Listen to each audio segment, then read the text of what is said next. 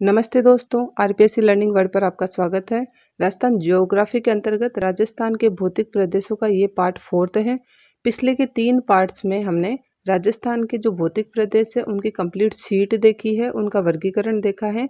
इसके साथ में देखिए हम उसका पहला जो भाग है राजस्थान के भौतिक प्रदेशों का मरुस्थल, उस मरुस्थल का टॉपिक लिया था हमने। पिछले वीडियो में मैंने राजस्थान के जो 2 मरुस्थलों में बांटा गया है राजस्थान के मरुस्थल को, एरिड और सेमी एरिड, है ना, शुष्क और अर्ध शुष्क में। तो पिछले भाग में मैंने शुष्क मरुस्थल को डिटेल से करवाया था, आप उसको देख लीजिएगा, डिस्क्रिप्शन बॉक्स में मिल जाएगा, वहाँ से देख लीजिएगा, नहीं तो प्लेलिस्ट से देख लीजिएगा। ओके, ये है अर्ध शुष्क मरुस्थल। तो राजस्थान का जो अर्ध शुष्क मरुस्थल है, आज उसको हम कंप्लीट करेंगे। वीडियो के एंड तक बने रहिएगा, क्योंकि इस वीडियो के एंड तक ये जो टॉपिक है हमारा अर्ध शुष्क मरुस्थल, इसके साथ ही ये तो कंप्लीट होगा ही, इसके साथ साथ ही राजस्थान का जो मरुस्थल का पार्ट है वो हमारा डिटेल से कंप्लीट हो जाएगा। सबसे पहले फ्रेंड्स ये मैप देख लीजिएगा, ये हमारा मरुस्थलीय एरिया है जो अरावली के इस साइड में है, ठीक है, ये पश्चिमी साइड में है, ये हमारा मरुस्थलीय एरिया है, इसी को थार डेजर्ट कहते हैं। यही पश्चिमी रेतीला मरुस्थल है राजस्थान का। इसके 2 भाग थे, एक तो ये शुष्क मरुस्थल, इस शुष्क मरुस्थल के भी 2 भाग थे, बालू का स्तूप मुक्त और बालू का स्तूप युक्त। ये डिटेल से हमारा हो चुका है, प्लीज़ इसको पहले देखिएगा आप और उसके बाद में आज का पार्ट देखिएगा, बहुत अच्छे से समझ में आएगा।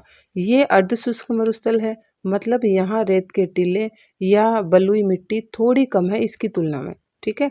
तो इसकी तुलना में ये थोड़ा कम शुष्क है, इसलिए इसको अर्ध शुष्क कह दिया गया। इस अर्ध शुष्क को भी 4 भागों में बांटा गया है, घग्गर का मैदान, शेखावाटी प्रदेश, नागौर उच्च भूमि और लूणी बेसिन। 1 बाय 1 हम इसको डिटेल से क्लियर करने वाले हैं। तो अर्ध शुष्क मरुस्थल को राजस्थान का बांगड़ प्रदेश भी कहते हैं। तो बांगड़ या बांगर, ठीक है, दोनों शब्द कोई से भी आ सकते हैं। बांगड़ या बांगर का मतलब होता है पुरानी जलोढ़ मिट्टी। तो देखो, नदियों के द्वारा 2 प्रकार की मिट्टी लाई जाती है, एक तो जो पुरानी लाई जाती है, जो पुरानी जम चुकी है ना, वो तो बांगर पुरानी मिट्टी, और जो नई मिट्टी होती है वो खादर होती है। तो ये बांगड़ प्रदेश है, पहले नदियों का अपवा क्षेत्र था ये, और नदियों के द्वारा यहाँ पर मिट्टी जमाई गई है, जलोढ़ मिट्टी, और उस पर जो है, जो हमारा मानसूनी हवाएं हैं वो स्थानीय पवनों के साथ मिलकर यहाँ पर बालू की परत जमा चुकी है, ठीक है। तो जनरली अगर अंदर मिट्टी देखें तो पुरानी जलोढ़ मिट्टी है, यही कारण है इसको राजस्थान का बांगर प्रदेश भी कहते हैं। बाकी मैंने ये कहा था कि थोड़ा इंग्लिश में भी ध्यान रखिएगा, एरिड हमने देख लिया है और ये सेमी एरिड है, मतलब थोड़ा कम सूखा क्षेत्र है। अर्ध शुष्क मरुस्थल हो ही गया। उपनाम के साथ साथ में देखो इसको 4 भागों में बांटा गया है, ठीक है। शुष्क मरुस्थल को 2 भागों में बांटा था, बालू का स्तूप युक्त और बालू का स्तूप मुक्त, जबकि अर्ध शुष्क मरुस्थल को 4 भागों में बांटा है, घग्गर का मैदान या घग्गर बेसिन, ये उत्तरी भाग में है। शेखावाटी प्रदेश ये उत्तरी पूर्वी भाग में है। नागौर उच्च भूमि ये मध्यवर्ती भाग है, और लूणी बेसिन ये गोडवार प्रदेश ये दक्षिणी पश्चिमी भाग है। ये भाग इसलिए लिखे हैं, कई बार हमें डायरेक्शन भी पूछ ली जाती है, तो आप ध्यान रखिएगा। अब मैप के अकॉर्डिंग देख लेते हैं। इस वर्षा रेखा की तो कई बार बात हो चुकी है कि अगर 50 सेंटीमीटर की समवर्षा रेखा पूछे तो वो राजस्थान को 2 भागों में बांटती है। यदि 25 सेंटीमीटर की वर्षा रेखा पूछे तो वो मरुस्थल को 2 भागों में बांटती है, शुष्क और अर्ध शुष्क, ठीक है। तो ये तो वर्षा रेखा से संबंधित हो गया। इसके बाद में यह है एक आंतरिक प्रवाह क्षेत्र है, मैंने इस भाग के लिए लिखा है, जो ग्रीन पार्ट दिख रहा है, जो आज हम पढ़ने वाले हैं। अर्ध शुष्क मरुस्थल के ये जो चारों भाग हैं ये आंतरिक प्रवाह क्षेत्र हैं, मतलब यहाँ पर ऐसी नदियाँ हैं जो आंतरिक प्रवाहित होती है। अर्थात देखो, 2 ही हमारे जल अपवाह क्षेत्र है भारत के या राजस्थान के, एक तो बंगाल की खाड़ी और एक अरब सागर। तो यदि कोई नदी अपना पानी ले जाकर इन दोनों अरब सागर या बंगाल की खाड़ी में ना छोड़े, ठीक है, और बीच में ही लुप्त हो जाए, इतना ही पानी होता है उसमें, तो वो कौन सी नदियाँ होती है? आंतरिक प्रवाह क्षेत्र की नदियाँ होती है, अंदर अंदर बहती है, जैसे पानी की कम मात्रा हुई बालू के टीलों में ये सूख जाती है, ठीक है। इसके बाद में वर्षा रेखा पूछ ली जाती है, तो 25 से 50 मैंने लिखा है, देखो दोस्तों, ये 0 से 25 पूछे तो ये मरुस्थल था शुष्क वाला, ठीक है। अब 25 से 50 रेखा के बीच में कौन सा आ गया? अर्ध शुष्क वाला, तो ये भी आप याद रखिएगा। अब देखिए, इसके साथ में यहाँ पर ये घग्गर का मैदान है, दूसरा शेखावटी प्रदेश, तीसरा नागौर उच्च भूमि और चौथा लूणी बेसिन। तो ये जो घग्गर नदी है वो इस प्रकार से यहाँ हनुमानगढ़ श्रीगंगानगर में बहती है। तो ये जो लूणी नदी है अजमेर की नाग पहाड़ियों से निकलकर, ये लूणी बेसिन अभी अपन पढ़ेंगे डिटेल से, तो ये अजमेर की नाग पहाड़ियों से निकलकर यहाँ कच्छ के रण में जो है लुप्त हो जाती है। इसके साथ में एक छोटी सी बात और रह गई थी। तो देखिए ये बीकानेर तक का एरिया, यहाँ से ये जो बीकानेर तक का एरिया है फ्रेंड्स, ये लिटिल डेजर्ट कहलाता है। मतलब पूरे डेजर्ट में से लिटिल डेजर्ट कौन सा है ये पूछ लिया जाए तो ये कच्छ के रण से लेकर बीकानेर तक का जो ये लंबी सी पट्टी है ये लवणीय पट्टी है, और माना जाता है कि अरब सागर यहाँ तक था, इसी कारण यहाँ की जो भूमि है लवणीय है। तो ये बीकानेर से लेकर कच्छ के रण तक जो लवणीय पट्टी है उसे कहते हैं हम राजस्थान का लघु मरुस्थल या राजस्थान लिटिल डेजर्ट। ठीक है, तो आई थिंक आपके ये मैप क्लियर हो गया होगा। अब वन बाय वन हम इन चारों पार्ट्स की बात करेंगे।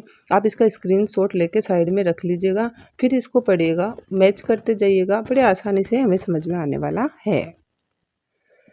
One by one complete parts को देखने के पहले मैं रिकमेंड करूंगी कि आपको डिस्क्रिप्शन बॉक्स में जो राजस्थान के नए ज़िलों को मैंने मैप के अकॉर्डिंग समझाया था, प्लीज़ उस वीडियो को ज़रूर देखिएगा, क्योंकि वहाँ मैंने ज़िलों को कंप्लीट ना दिखाकर जो नए ज़िले हैं और कौन से ज़िले से वो टूटकर बने हैं वो ही शो किया है, जिससे आपको ये पहचानने में आसानी रहेगी कि जैसे ही नया ज़िला आता है आप पहचान जाओगे कि यहाँ पर कौन सा नया ज़िला आ रहा है। ठीक है, आप समझ रहे हैं। न्यू ज्योग्राफी के अकॉर्डिंग आप डिस्ट्रिक्ट को समझते जाएंगे अगर आपने वो जो है जिलों का मैप सहित विवरण देखा है। तो देखो, जैसे कोई भी नया जिला आ जाए तो उससे जो टूटकर नया जिला बना है तो वो आपके माइंड में रेगुलर आता रहेगा। अब देखिए फर्स्टली है घग्गर का मैदान, इसे घग्गर बेसिन भी कहते हैं। अब देखिए इसका विस्तार देख लेते हैं। सबसे पहले हनुमानगढ़ और श्री गंगानगर, इन दो जिलों में ही इसका विस्तार है। अब इसके साथ में नई ज्योग्राफी के अकॉर्डिंग श्री गंगानगर से टूटकर बना था अनूपगढ़, तो अनूपगढ़ में भी इसका विस्तार हो गया, तो 3 जिलों में इसका विस्तार हो गया। ठीक है, और इन तीनों जिलों में करीब 3/4 भाग पर ये घग्गर का मैदान है। निर्माण या उत्पत्ति पूछ ली जाए, भाई ये घग्गर का मैदान बना कैसे, तो देखो घग्गर नदी, सरस्वती नदी और सतलज नदियाँ, इनके द्वारा जो हिमालय की जो पदस्थली है वहाँ से जो जलोढ़ मिट्टी लाई गई थी और वो यहाँ पर धीरे धीरे जम गई, और उस पर जो है स्थानीय पवनों से मिलकर जो मानसूनी पवने हैं उन्होंने जो बालू रेत की परत चढ़ा दी। ठीक है, तो इस प्रकार से इस घग्गर का मैदान या घग्गर के बेसिन की जो है बनावट हो गई या उत्पत्ति हो गई। तो घग्गर का मैदान इस प्रकार से बना है। ठीक है, अब देखिए इस क्षेत्र में वर्तमान में केवल घग्गर नदी बहती है। घग्गर नदी को अन्य किस नाम से जानते हैं, मृत नदी के नाम से जानते हैं। तो घग्गर नदी का प्रवाह क्षेत्र मैंने अभी मैप में बताया था, आप मैप के अकॉर्डिंग देखते रहिएगा। अब जब है ही ये घग्गर का मैदान तो पहले घग्गर नदी की लोकेशन देख लेते हैं। तो देखिए घग्गर शिवालिक की पहाड़ियों से निकलती है ये, और अपने राजस्थान की बात करें तो हनुमानगढ़ के टिब्बी तहसील से प्रवेश करती है राजस्थान में। ठीक है, टिब्बी तहसील से प्रवेश करती है। प्रवाह क्षेत्र पूछा जाए किस किस क्षेत्र में बहती है, तो तलवाड़ा, अनूपगढ़ और सूरतगढ़ में। ठीक है, तलवाड़ा, अनूपगढ़ और सूरतगढ़ में ये बहती है। तो इस प्रकार से घग्गर नदी हनुमानगढ़ और श्री गंगानगर में इसका क्षेत्र हो गया। अब देखिए ये घग्गर नदी है। ठीक है, तो ये शिवालिक की पहाड़ियों से निकलती है, राजस्थान में ये टिब्बी तहसील से एंटर करती है। हनुमानगढ़ है ये, तो हनुमानगढ़ के टिब्बी तहसील से एंटर करती है। उसके बाद में देखो ये एक्चुअल में हनुमानगढ़ तक ही धीरे धीरे अगर वर्षा कम हो तो यहीं विलुप्त हो जाती है, लेकिन अगर वर्षा ज़्यादा होती है तो ये श्री गंगानगर तक पहुंचकर यहाँ फोर्ट अब्बास पाकिस्तान तक चली जाती है। तो एक समझने वाली बात यह है कि घग्गर नदी मृत नदी तो है ही, इसके साथ में घग्गर नदी जब हरियाणा, यहाँ हरियाणा पर एक बांध बना हुआ है तो घग्गर नदी यहाँ हरियाणा तक तो घग्गर नदी कहलाती है, और हरियाणा के इस बांध से यहाँ फोर्ट अब्बास तक ये हकरा या हकड़ा नदी कहलाती है। ठीक है, अब घग्गर का जो मैदान है अर्धशुष्क मरुस्थल का पहला ही भाग देख रहे हैं हम, है ना। तो ये सर्वाधिक गहन सिंचित क्षेत्र है, मतलब यहाँ पर जो सिंचाई सुविधाएं हैं वो बहुत अधिक है, इसी कारण ये सर्वाधिक सिंचित क्षेत्र में आता है। तो चारों भागों का नाम देकर पूछ लिया जाए सर्वाधिक गहन सिंचित क्षेत्र कौन सा है, तो घग्गर का मैदान है फ्रेंड्स। ठीक है, राजस्थान में सर्वाधिक अगर नहरी सिंचित पूछ लिया जाए तो वो भी कौन सा है, घग्गर का मैदान है। अब देखिए सेम की समस्या या जलाभरण की समस्या वो अपने घग्गर के मैदान में ही है। क्या होती है ये? तो सेम या जलावरण की समस्या ये होती है कि यहाँ पर देखो नहरी सिंचित क्षेत्र है, नहर के द्वारा यहाँ पर सिंचाई की सुविधाएं दी गई है। तो नहर के आसपास जो पानी बहुत इकट्ठा हो जाता है, ठीक है, वहाँ पर कुछ दलदली भूमि जम हो जाती है, ठीक है। अब वो दलदली जो भूमि हो जाती है उससे ज़्यादा पानी से फसलें खराब होने लग जाती है। इसे ही सेम या जलावरण की समस्या कहते हैं। अब इसका निवारण भी किया जा रहा है। अब ये सेल और जलावरण की जो समस्या है, इसका सबसे बड़ा कारण पूछ लिया जाए तो सिंचाई की सुविधाओं की अधिकता के कारण ही ये उत्पन्न हुई है घग्गर के मैदान में। और इसका जो निवारण है वो ड्रिप सिस्टम है, ठीक है। बूंद बूंद सिंचाई आप जानते होंगे, तो निवारण ड्रिप सिस्टम है। और ये ड्रिप सिस्टम हमने कहाँ से अपनाया है? इजराइल की पद्धति है, इजराइल से हमने ये ड्रिप सिस्टम अपनाया है और यहाँ पर अप्लाई भी किया है ताकि सेम या जलावरण की समस्या का निवारण हो सके, ठीक है। अब देखो, सर्वाधिक सेम प्रभावित क्षेत्र या जलावरण प्रभावित क्षेत्र पूछा जाए तो घग्गर बेसिन हो गया। लेकिन जगह पूछी जाए, गांव पूछा जाए तो सर्वाधिक सेम प्रभावित जिला पूछा जाए तो हनुमानगढ़ हो गया। और गांव पूछा गया तो हनुमानगढ़ का बड़ोपल गांव है, बड़ोपल स्थान। तो बड़ोपल स्थान में बड़ी भारी मात्रा में सेम या जलावरण की समस्या है। तो आप ये दोनों समझ गए होंगे। अगर क्षेत्र पूछा जाए मरुस्थल देकर तो घग्गर बेसिन हो गया, जिला पूछा जाए तो हनुमानगढ़ हो गया, क्षेत्र पूछा जाए तो बड़ोपल स्थान हो गया। तो ये हो गई सेम या जलावरण की समस्या जो घग्गर के मैदान से संबंधित है। अब यहाँ की मिट्टी देख लीजिए। वैसे तो पूरे रेगिस्तान की मिट्टी देखी जाए तो देखिए बलुई मिट्टी है, ठीक है, जिसमें जो वाटर कंटेन कैपेसिटी होती है वो बहुत कम होती है।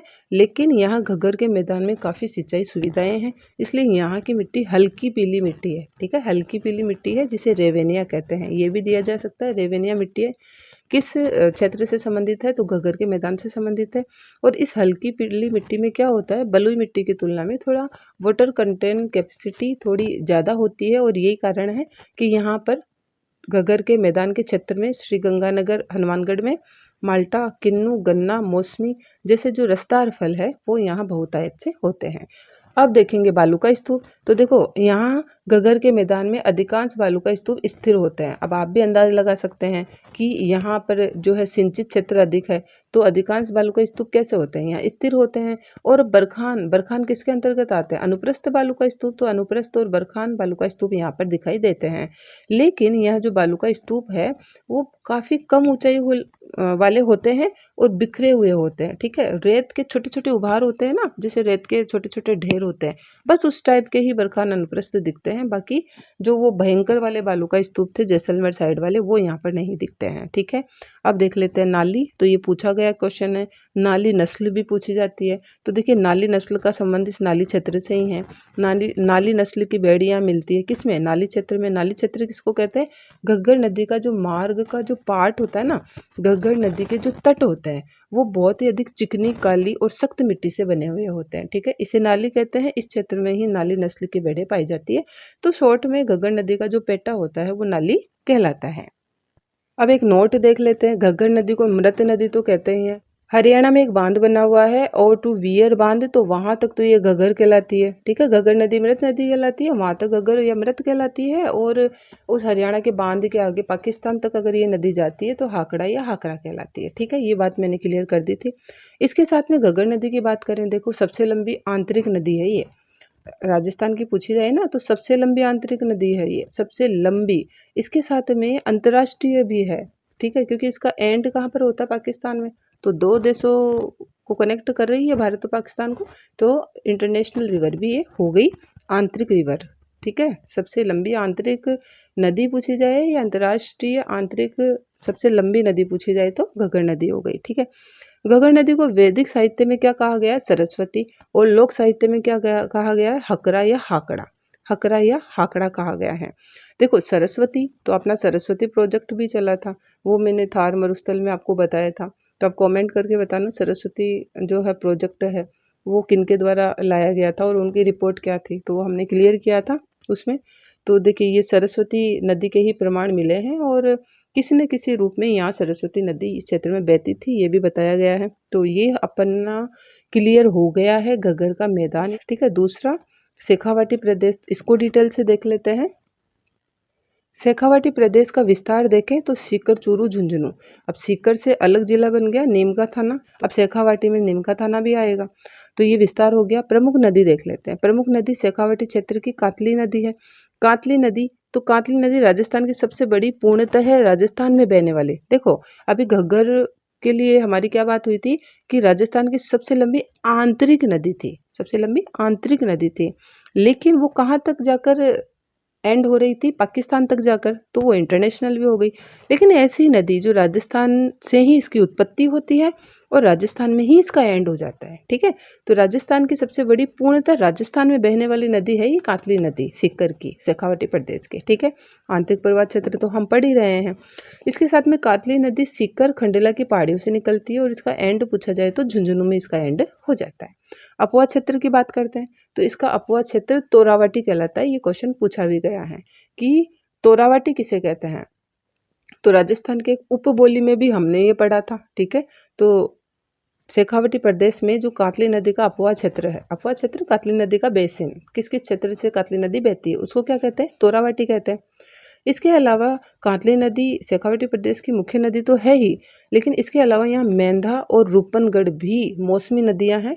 मौसमी मतलब वर्षा ऋतु में बहती है, ये भी मौसमी है कातली भी। वर्षा ऋतु आएगी तो स्टार्ट हो जाती है और फिर जैसे पानी कम हो जाता है तो ये सूख जाती है, ठीक है। तो मेंधा और रूपनगढ़ भी यहाँ की मौसमी नदियों में से एक है। और ये मेंधा और रूपनगढ़ कौन सी झील में पानी छोड़ देती है, अपना सांभर झील में, ठीक है। इसके साथ में देखिए यहाँ पर एक नोट लिख दिया है, पता भी है आपको कि बीकानेर और चूरू में कोई नदी नहीं है। बीकानेर और चूरू में, तो यहाँ हमने चूरू का नाम लिया है। अब चूरू में तो यहाँ पर इसका अपवा क्षेत्र, शेखावाटी का विस्तार जरूर है लेकिन ये अपवा क्षेत्र में नहीं आ रहा है, ठीक है।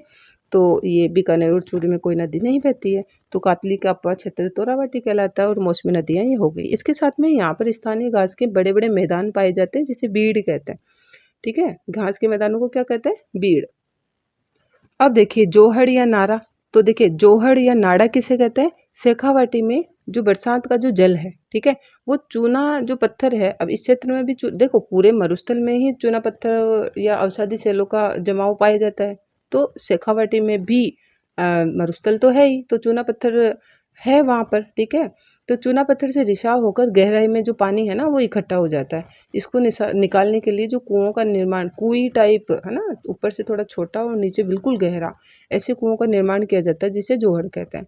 तो जोहड़ स्पेशली पूछा है तो जोहड़ का संबंध जो है वर्षा ऋतु का जो मीठा जल निकालने के लिए बनाए जाते हैं, किस क्षेत्र में, शेखावाटी। तो जोहड़ स्पेशली शेखावाटी से ही संबंधित है। इसके साथ में ऐसे ही जोहड़ मतलब मीठा पानी जो भूगर्भ में चला गया उसको निकालेंगे तो शेखावाटी में तो जोहड़ बोल रहे हैं और जालोर में इसी को बेरा कह देते हैं, ठीक है। एक तरीके से सकरा कुआं होता है ये। अब ये तो मीठा पानी निकालने के इनके जुगाड़ हैं, जो जोहड़ बनाकर ये मीठा पानी निकालते हैं इस क्षेत्र में, ठीक है। लेकिन देखो यहाँ पर भी बालू का स्तूप तो है ही ना, बालू के दौरे तो हैं ही, मरुस्थल है ये।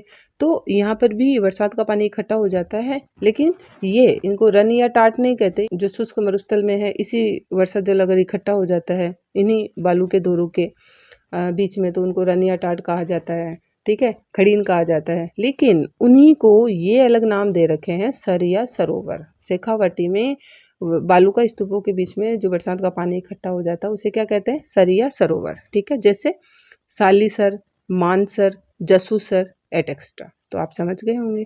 खेजड़ी वृक्ष की बहुत ही मुख्य इंपॉर्टेंट बात है, पूरे के पूरे रेगिस्तान में आपने कहीं नहीं पढ़ा होगा कि खेजड़ी वृक्ष स्पेशल किसी क्षेत्र में बहुत ज़्यादा है शेखावाटी के अलावा।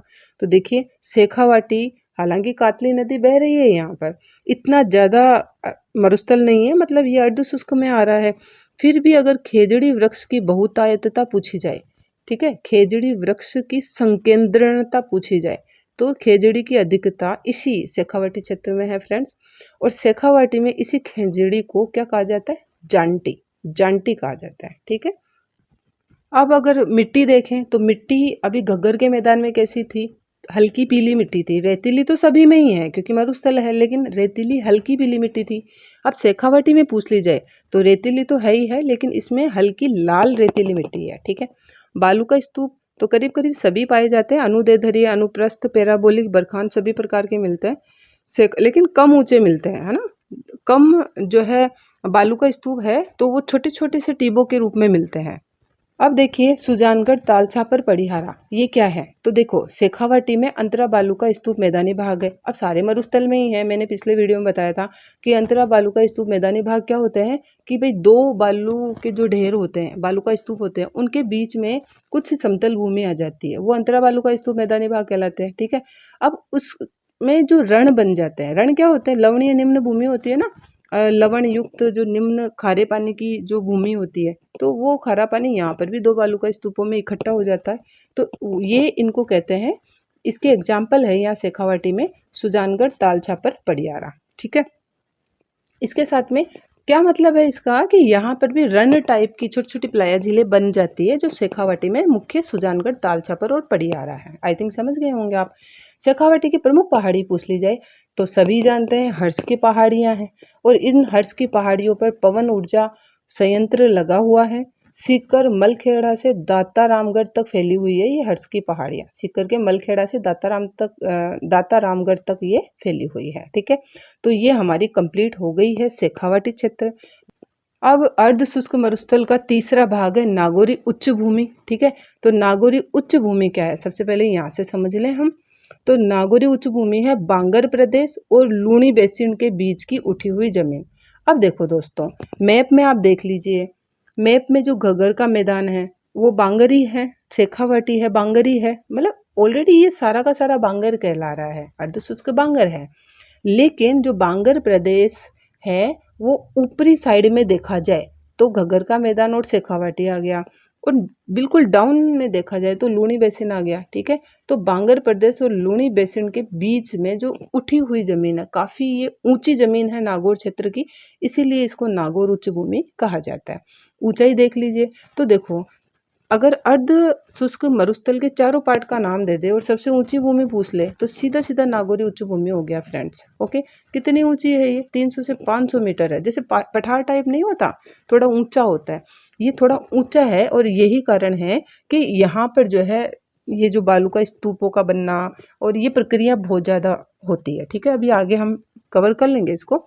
तो 300 से 500 मीटर इसकी हाइट है नागौरी उच्च भूमि की, अन्य प्रदेशों से ज़्यादा ऊंचा है। ठीक है। अब जब ज़्यादा ऊंचा क्षेत्र होगा तो वहाँ पर अपरदन ज़्यादा होगा। अपरदन मतलब सोइल इरोजन ज़्यादा होगा, मिट्टी का कटाव ज़्यादा होगा। तो अगर चारों क्षेत्रों में पूछा जाए कि मिट्टी का कटाव सबसे ज़्यादा कहाँ हो रहा है, तो नागौरी उच्च भूमि में ही हो रहा है। अधिकांश नागौर और पूर्वी जोधपुर का भाग आ रहा है। मैप में दिखा देती हूँ।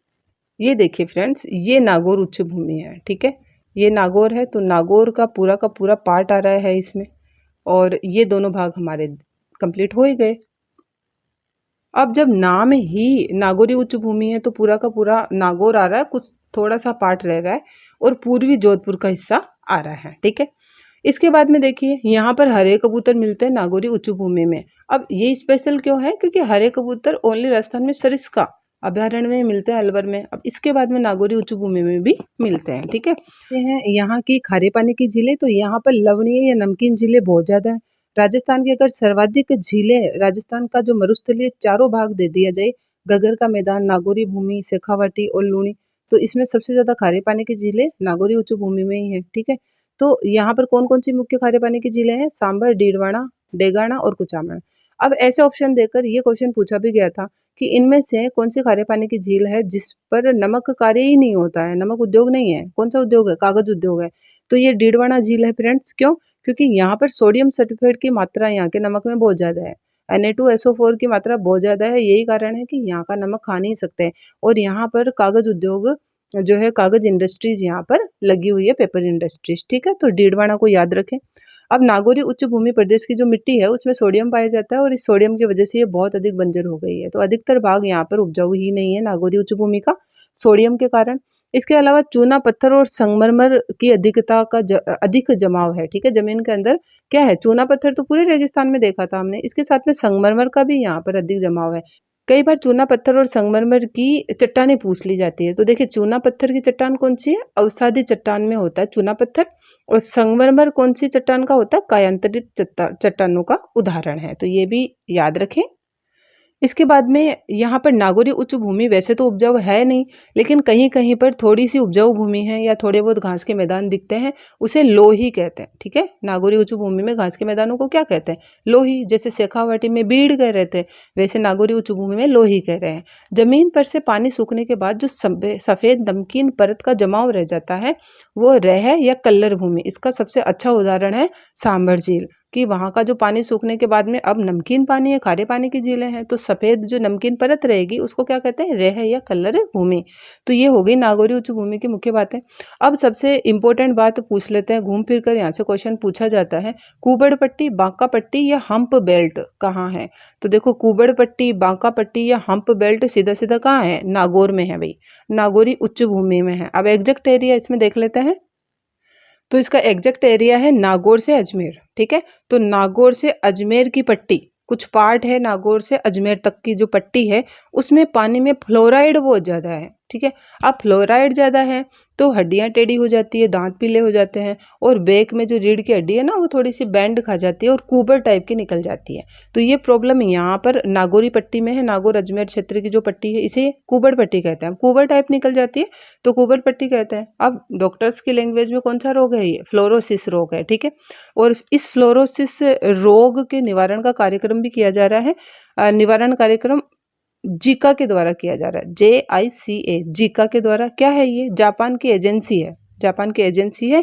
ये हमारे कुबड़ पट्टी का जो मुख्य रोग है ना, फ्लोरोसिस रोग, इसके निवारण का मुख्य कार्य कर रही है। यहाँ पर छानबीन भी कर रही है कि ऐसा जो है क्यों हो रहा है और इसका निवारण कैसे किया जा सकता है। अब फ्लोराइड की मात्रा पूछ ली जाए कि कुबड़ पट्टी में फ्लोराइड की मात्रा कितनी है, तो 1.50 mg है। ठीक है, पर लीटर पे। तो देखिए कितनी मात्रा है यहाँ पर, इसलिए ये प्रॉब्लम हो रही है यहाँ पे।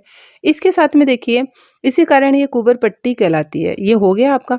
अब है सर्वाधिक प्रभाव पूछा जाए, भाई कुबर पट्टी तो है, नागौर अजमेर क्षेत्र में है, और ओनली नागौर मिल जाए तो नागौर उच्च भूमि में है। ठीक है, लेकिन अगर श्रेणी दे दी जाती है फ्रेंड्स, कई बार कि एग्जैक्ट एरिया पूछ लिया जाता है नागौर में भी, तो नागौर की जो मकराना तहसील है ना, उसका आसरवा गांव है, यहाँ पर इसका बहुत अधिक प्रभाव है। यहाँ पर जो ये कुबड़ निकली हुई समस्या बहुत ज़्यादा है लोगों के। इसके अलावा जायल पंचायत समिति दे दी जाती है, या जायल श्रेणी दे दी जाती है। भाई जायल पंचायत श्रेणी में रेगुलर कई गांव हैं जहाँ पर ये प्रॉब्लम है। तो ये ध्यान रखिएगा आप, कुबड़ पट्टी, बांका पट्टी, हम्प बेल्ट नागौर अजमेर का क्षेत्र है, और उच्च भूमि दे दिया जाए तो नागौरी उच्च भूमि के अंतर्गत आता है, और इसका सर्वाधिक प्रभाव पूछ लिया जाता है तो नागौर की मकराना तहसील का आसरवा गांव है, यहाँ पर तो सबसे ज़्यादा है। अगर ये आसरवा गांव ना मिले तो जायल श्रेणी या जायल पंचायत समिति में इसके भयंकर प्रकोप दिखाई देते हैं। तो ये हो गई अपनी कुबड़ पट्टी, बांका पट्टी या हम्प बेल्ट। अब नागौर की देखिए कुछ बातें और हैं। यहाँ की हरी मेथी पूरे भारत में खुशबू के लिए जानी जाती है, और यहाँ पर वाइंड गैप या पवन विदर भी बहुत ज्यादा हो गए हैं। तो चारों क्षेत्र दे दिए जाए अर्धशुष्क मरुस्थल के, कहाँ पर वाइंड गैप बहुत ज्यादा हो गए हैं। क्या होते हैं ये? अरावली की जो छोटी छोटी श्रृंखलाएं हैं ना, वो इस क्षेत्र में खंडित हो गई है, और उनके बीच में रिक्त स्थान आ गया है या गैप बन गए हैं, जिसे वाइंड गैप या पवन विदर कहते हैं। ठीक है, अब है तो ये मरुस्थल का पार्ट, लेकिन देखो अरावली की पहाड़ियां तो फैली हुई है ही। अब अरावली की जो पहाड़ियां हैं वो भी खंडित हो गई है यहाँ पर। ठीक है, तो कुछ मानवीय प्रक्रियाओं से, कुछ हवाओं से हो गया है। तो इसे क्या कहते हैं? वाइंड गैप या पवन विदर सबसे ज्यादा इस क्षेत्र में है, नागौरी क्षेत्र में। अब बालू का स्तूप मुक्त क्षेत्र है, बहुत मोस्ट इंपॉर्टेंट बात है फ्रेंड्स ये। बालू का स्तूप मुक्त क्षेत्र, एक तो हमने शुष्क रेतीले मरुस्थल में देखा था, और वो खुद ही दो भागों में बटा हुआ था, बालू का स्तूप युक्त और बालू का स्तूप मुक्त, जिसे हम लाठी सीरीज कहते हैं। बालू का स्तूप मुक्त क्षेत्र है ये, वहाँ बालू के टिब्बे वगैरह नहीं है, दोहरे वगैरह, लेकिन वो हमें ऑप्शन में ही नहीं मिले। अगर शुष्क मरुस्थल हमें ऑप्शन में ही नहीं मिले तो भी ये चारों पार्ट देखकर, घग्गर का मैदान, नागौरी उच्च भूमि, और ये शेखावाटी और लूणी बेसिन, ये देखकर हमें बालू का स्तूप मुक्त क्षेत्र पूछ लिया जाए तो फ्रेंड्स याद रखिएगा, ये नागौरी उच्च भूमि में है, बालू का स्तूप मुक्त क्षेत्र है। जनरली आप अंदाज भी लगा लें कि नागौरी उच्च भूमि 300 से 500 मीटर ऊंची चल रही है अन्य जगहों की तुलना में। तो यहाँ पर देखो पथरीला क्षेत्र वगैरह होगा ही, तो वो बालू का स्तूप मुक्त होगा। ठीक है, अब वो क्षेत्र कौन सा है? स्पेशली नागौर का कुछ भाग है मुंडवा का कुछ भाग है और मेड़ता का कुछ भाग है। ये तीनों मिलकर बालू स्तूप मुक्त क्षेत्र कहलाते हैं, तो जरूर याद रखिएगा इसको। इसके साथ में दो बातें और रही अपनी। पहाड़ियां एकमात्र पर्वतसर में दिखती है। यहाँ पर पहाड़ियां एकमात्र पूरी नागौरी उच्च भूमि में पर्वतसर में छोटी छोटी पहाड़ियां दिखाई देती है। और चूना पत्थर और संगमरमर का तो अत्यधिक जमाव है ही। इसके साथ में संगमरमर जो मकराना का बहुत ज्यादा प्रसिद्ध है, मकराना नागौर में ही तो पड़ता है, और यहाँ पर सफेद संगमरमर है वो विश्व प्रसिद्ध है। तो ये नागौरी उच्च भूमि यहाँ तक हमारी क्लियर हो गई। अब लास्ट और फोर्थ पार्ट देखेंगे हम राजस्थान के मरुस्थल का। अब देखते हैं लूनी बेसिन या गोडवार प्रदेश। लूनी बेसिन को ही गोडवार प्रदेश कहा जाता है, ठीक है। अब इसका क्षेत्र पाली, जालोर, सिरोही, जालोर से सांचौर अलग हुआ है, तो नया जिला ये आ गया सांचौर। इसके साथ में अन्य देखिए नागौर का कुछ पार्ट आता है, जोधपुर की बिलाड़ा तहसील आती है, बाड़मेर बालोतरा का पूर्वी भाग आता है। और साथ में लूनी नदी जब अजमेर की नाग पहाड़ियों से निकलती है तो अजमेर ब्यावर का जो कुछ भाग है वो भी इसमें आ जाता है। तो ये हो गया अपना लूनी बेसिन या गोडवार प्रदेश। अब देखो लूनी के बारे में थोड़ी मुख्य बातें देख लीजिए। लूनी जो है वो मौसमी नदी है, अंतर प्रवाह क्षेत्र है ये पूरा का पूरा। ये मौसमी नदी भी है, मतलब वर्षा ऋतु में ही बहती है। इसका नाम देख लीजिए लवणवती। इसका प्राचीन नाम है लवणमित्ती और लवणाद्री या लवणवती लूनी का पुराना नाम है। और महाकवि कालिदास के द्वारा इस लूनी नदी को अंतः सलीला कहा गया था। अंतः सलीला, आई थिंक क्लियर हो गया होगा। अब देख लेते हैं लूनी या लवणवती नदी की कुछ मुख्य बातें। तो लूनी या जो लवणवती नदी है ये अपने लूनी बेसिन या गोडवार प्रदेश की मुख्य नदी हो गई। ओके। अब लूनी जो है वो नाग पहाड़ियां पड़ती है दोस्तों अजमेर में, और अजमेर की भी पुष्कर घाटी से निकलती है। कई बार नाग पहाड़ियां ही नहीं देता, पुष्कर घाटी से निकलती है अजमेर की से, और अजमेर के दक्षिण पश्चिम से निकल रही है और दक्षिण पश्चिम की ओर ही राजस्थान में बहती है। ध्यान दीजिएगा, यहाँ दो क्वेश्चन कवर हो रहे हैं।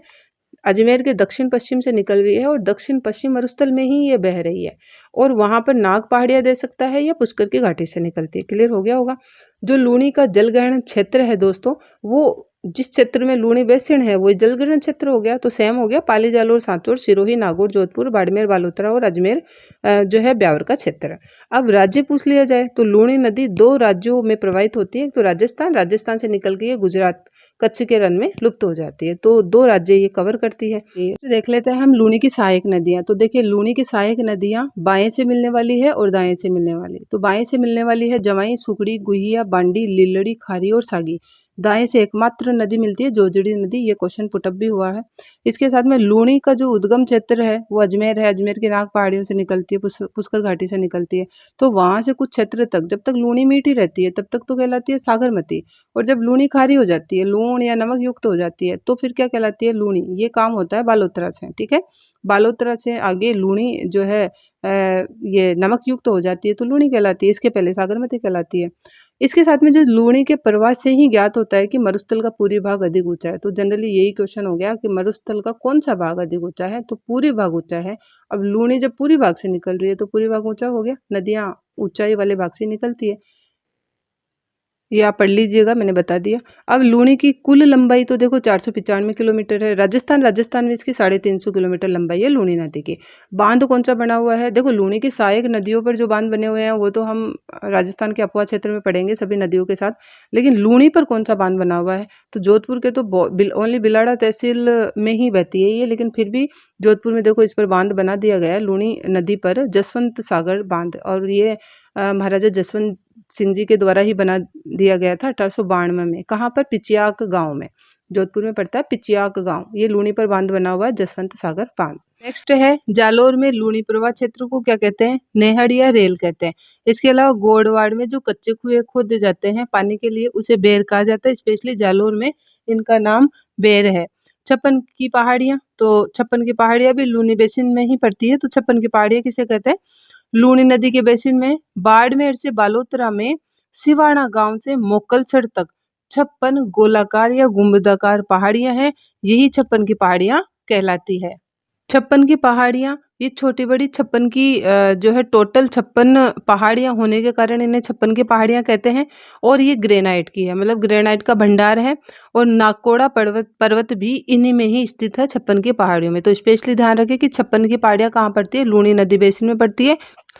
तो स्पेशली ध्यान रखना है छप्पन की पहाड़ियां कहाँ पड़ती है, बाड़मेर से बालोतरा में और सिवाना गांव से मोकलसर तक, ठीक है। तो इस जिले दे तो बाड़मेर से बालोतरा और गांव या क्षेत्र पूछे तो सिवाना गांव जो जालोर में पड़ता है, यहाँ से मुक्कलसर बाड़मेर तक पड़ती है।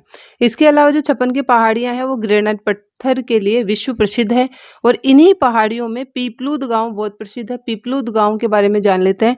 ये पीपलूद गांव लघु माउंट आबू कहलाता है, लिटिल माउंट आबू कहलाता है। तो देखिए लूणी बेसिन में पीपलूद गांव पड़ रहा है जिसे लिटिल माउंट आबू कह रहे हैं। ये राजस्थान का लिटिल माउंट आबू पूछा जा सकता है या मारवाड़ का लिटिल माउंट आबू पूछा जा सकता है। पीपलूद गांव, छप्पन की पहाड़ियां, लूणी बेसिन। इसके अलावा पीपलूद गांव में हल्देश्वर महादेव का तीर्थ भी है जो बहुत ही प्रसिद्ध है। एक नोट रखा है मैंने, जालोर का जो सिवाना दुर्ग है वो इसी हल्देश्वर पहाड़ी पर है। मतलब हल्देश्वर पहाड़ी है पीपलूद गांव में, वहाँ हल्देश्वर महादेव का मंदिर है। पीपलूद गांव जालोर में, ठीक है। तो जालोर का सिवाना दुर्ग यहीं पर है।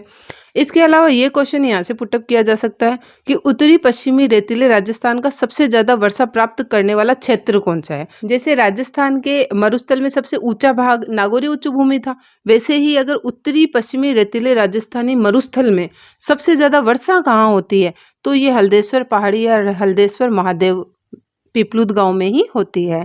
इसीलिए ये लिटिल माउंट आबू भी है। ये आपने देख ही लिया होगा। प्लीज अगर वीडियो अच्छा लग रहा है तो लाइक और शेयर भी जरूर कीजिएगा। अब है भाकर की पहाड़ियां। भाकर की पहाड़ियों का संबंध भी लूणी बेसिन से आ गया और स्पेशली जालोर से आ गया। तो भाकर की पहाड़ी केवल जिला पूछे तो जालोर में है। अब देखिए जालोर में जो भाकर की पहाड़ियां हैं क्या है, ये तीव्र ढाल की कटी-पटी पहाड़ियां हैं और इसके उदाहरण है रोजा भाकर, एसराणा भाकर, कन्यागिरी, कंचनगिरी, ठीक है। तो ये भाकर की पहाड़ियां हो गई। ध्यान रखिए छप्पन की पहाड़ियां गोलाकार या गुंबदाकार है, जबकि भाकर की पहाड़ियां तीव्र ढाल की है, कटी-फटी है और दंतुरिन या दांतों या कंगे के शेप की जैसी है। इसके अलावा देखो छप्पन की पहाड़ियां कैसी है, गोलाकार है, गुंबदाकार है। छप्पन की पहाड़ियों के लिए एक नाम और लिया जाता है इंसलबर्ग। तो इंसलबर्ग दे दिया जाए तो भी छप्पन की पहाड़ियां ही होती है। ये इंसलबर्ग जर्मन भाषा का शब्द है, इसका मतलब भी गुंबदाकार या गोलाकार ही होता है। तो इंसलबर्ग गुंबदाकार या गोलाकार तो है छप्पन की पहाड़ियां। और भाकर की पहाड़ी कैसी है, टेढ़ी मेढ़ी और तीव्र ढाल वाली। लूणी बेसिन की सर्वोच्च पर्वत चोटी पूछी जाए या दक्षिणी पश्चिमी राजस्थान या रेतीले राजस्थान की सर्वोच्च पर्वत चोटी पूछी जाए तो डोरा पर्वत है। ये जालोर के जसवंतपुरा की पहाड़ियों में स्थित है। बालू का जमाव, तो दक्षिणी पश्चिमी हवाओं द्वारा पहाड़ी क्षेत्र व जलोढ़ क्षेत्र होने के बावजूद भी यहाँ विस्तृत बालू मिट्टी का जमाव किया गया है। क्यों लिखा मैंने ये, क्योंकि दक्षिणी पश्चिमी हवाएं जब स्थानीय पवनों के साथ में मिल जाती है तो बालू का जमाव करती है, वहां पर बालू के ढेरे या दोहरे हो जाते हैं। तो ये जो बालू का जमाव है, जनरली हमारे माइंड में आता है कि लूणी नदी है, जब नदी बह रही है तो यहाँ पर बालू मिट्टी के दोहरे वगैरह क्यों हो सकते हैं। तो ये इस कारण है कि दक्षिण पश्चिमी हवाएं जब स्थानीय हवाओं से मिल जाती है तो यहाँ पर जलोढ़ क्षेत्र होने के बाद भी यहाँ पर बालू के टीबे बहुत अधिक है। अब भूमिगत जल की बात कर लेते हैं। तो देखिए भूमिगत जल अन्य रेगिस्तानी भागों की तुलना में लूणी बेसिन में जल कम गहराई पर है, मतलब काफी कम गहराई से ही यहाँ पर भूमिगत जल को प्राप्त किया जा सकता है चारों भागों की तुलना में। तो दोस्तों यहाँ तक हमारा राजस्थान का जो मरुस्थल है कंप्लीट हो गया है। इसके अलावा मरुस्थल के बारे में दो चार बातें और हैं, वो भी देख लेते हैं। मरुस्थलीकरण रोकथाम का कार्य हमारे राजस्थान में किसके द्वारा किया जा रहा है, यूएनसीसीडी। देखो मरुस्थल मार्च या रेगिस्तान मार्च मैंने बताया था, इसका मतलब है कि जो रेगिस्तान है वो फैलता ही जा रहा है, जो सैंड ड्यून्स है, जो धोरे हैं वो फैलते ही जा रहे हैं। तो इनको रोक इसी प्रोसेस को मरुस्थलीकरण कहते हैं। इसको रोकने का कार्य किया जा रहा है यूएनसीसीडी के द्वारा। यूएनसीसीडी की यहाँ फुल फॉर्म है United Nation Convention to Combat Desertification. कब स्थापना हुई थी, 1994 में स्थापना हुई थी। और संयुक्त राष्ट्र मरुस्थलीकरण रोकथाम अभिसमय, ये इसका हिंदी में नाम है। स्थापना क्यों की गई इसकी, तो उपजाऊ जमीन मरुस्थल में बदलती जा रही है, एक तो ये प्रॉब्लम है अपनी। एक लोग बहुत अधिक विस्थापित हो रहे हैं, लोग यहाँ से बहुत ही संख्या में जो है मैदानी एरियाज में जा रहे हैं, सिटी एरियाज में जा रहे हैं रेगिस्तान को छोड़कर। तो ये दो प्रॉब्लम है जिसके कारण यहाँ यूएनसीसीडी मरुस्थलीकरण रोकथाम का कार्य कर रहा है। 17 जून क्या है, विश्व मरुस्थलीकरण और सूखा रोकथाम दिवस मनाया जाता है 17 जून को। अब देखिए चार ऑप्शन देकर पूछा जाता है कि राजस्थान में मरुस्थलीकरण का प्रमुख कारण है। तो जनरली हमें ये तो पता होता है कि राजस्थान में मरुस्थलीकरण के कारण सोइल इरोजन हो सकता है, वायु अपरदन हो सकता है, वनस्पति की कमी या पेड़ों की कमी हो सकती है, पानी से कटाव होता है मिट्टी का वो हो सकता है, या जल में लवणीय, मिट्टी में लवणीयता या लवण की मात्रा अधिक होने से मरुस्थलीकरण हो सकता है। देखो ये हमारे ध्यान में नहीं आता।